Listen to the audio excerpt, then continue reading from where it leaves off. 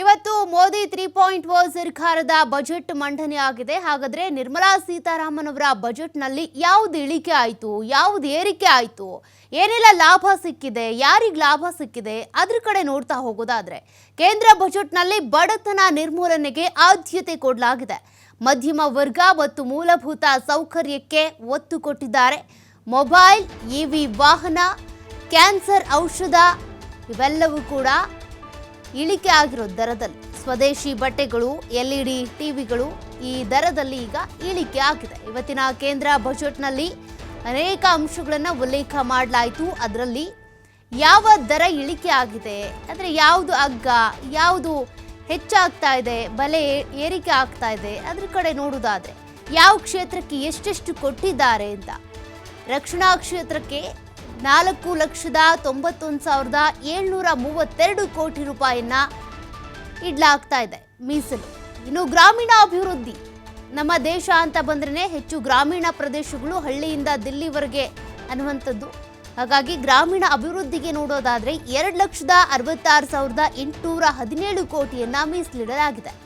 ಇನ್ನು ಗೃಹ ಇಲಾಖೆ 2,33,211 ಕೋಟಿ ರೂಪಾಯಿ ಗೃಹ ಇಲಾಖೆಗೆ ಸಿಗ್ತಾ ಇರೋದು. ಕೃಷಿ ಸಂಬಂಧಿಸಿದಂತೆ ಇತರೆ ಚಟುವಟಿಕೆಗಳಿಗೆ 1,71,437 ಕೋಟಿ ರೂಪಾಯಿ. ಶಿಕ್ಷಣಕ್ಕೆ 1,28,650 ಕೋಟಿ. ಆರೋಗ್ಯ ಕ್ಷೇತ್ರಕ್ಕೆ 98,311 ಕೋಟಿ ರೂಪಾಯಿ.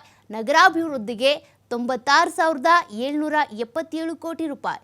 IT ಮತ್ತು ಟೆಲಿಕಾಂ ವಲಯಕ್ಕೆ 95,298 ಕೋಟಿ ರೂಪಾಯಿ.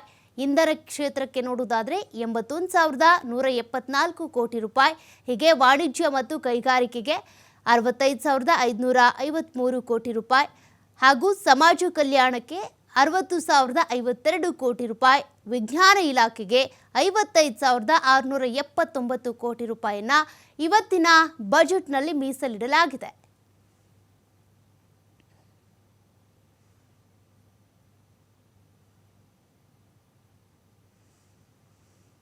The total tax benefit of slab rate changes and rebate at different income levels can be illustrated with a few examples.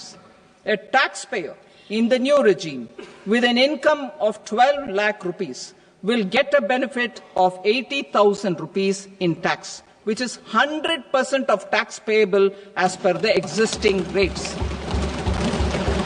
The total tax benefit of slab rate changes and I reaffirm the commitment of the tax department to trust first, scrutinize later. I also propose to introduce the new income tax bill next week.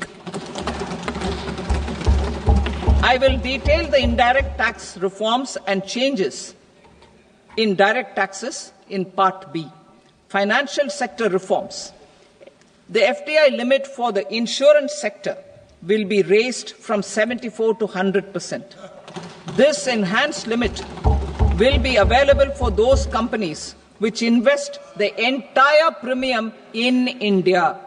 The current guardrails and conditionalities associated with foreign investment will be reviewed and simplified.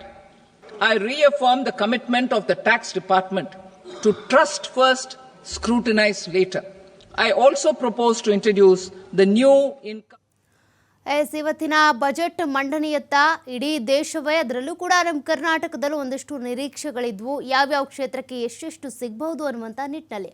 ಹಾಗಾಗಿ ಇವತ್ತಿನ budget ಮಂಡನೆಯಲ್ಲಿ ಆರೋಗ್ಯ ಇರ್ಬೋದು, ಶಿಕ್ಷಣ, ಸಾಮಾಜಿಕ ಕ್ಷೇತ್ರ ಸೇರಿದಂತೆ ಎಲ್ಲ ಇಲಾಖೆಗಳಿಗೂ ಕೂಡ ಇಂತಿಷ್ಟು ಅಂತ ಎತ್ತಿಡಲಾಗ್ತಾ ಇದೆ. ಅದರಲ್ಲಿ ರಕ್ಷಣಾ ಕ್ಷೇತ್ರಕ್ಕೆ 4,91,732 ಕೋಟಿ ರೂಪಾಯಿ. ಅದೇ ರೀತಿಯಾಗಿ ಗ್ರಾಮೀಣ ಅಭಿವೃದ್ಧಿಗಾಗಿ 2,66,817 ಕೋಟಿ. ಗೃಹ ಇಲಾಖೆಗೆ ಅಂತ 2,33,211 ಕೋಟಿ. ಹಾಗೆ ಕೃಷಿಗೆ ಸಂಬಂಧಪಟ್ಟಂತೆ ಎಲ್ಲ ಚಟುವಟಿಕೆಗಳಿಗೂ ಕೂಡ 1,71,437 ಕೋಟಿ.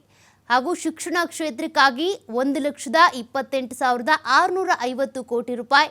ಆರೋಗ್ಯ ಕ್ಷೇತ್ರಕ್ಕೆ 98,311 ಕೋಟಿ ರೂಪಾಯಿಯನ್ನ ಮೀಸಲಿಡಲಾಗ್ತಿದೆ. ಇನ್ನು ನಗರಾಭಿವೃದ್ಧಿಗೆ 96,777 ಕೋಟಿ. IT ಮತ್ತು ಟೆಲಿಕಾಂಗೆ 95,298 ಕೋಟಿ ರೂಪಾಯಿ. ಇಂಧನ ವಲಯಕ್ಕೆ ಬಂದರೆ 81,174 ಕೋಟಿ ರೂಪಾಯಿ.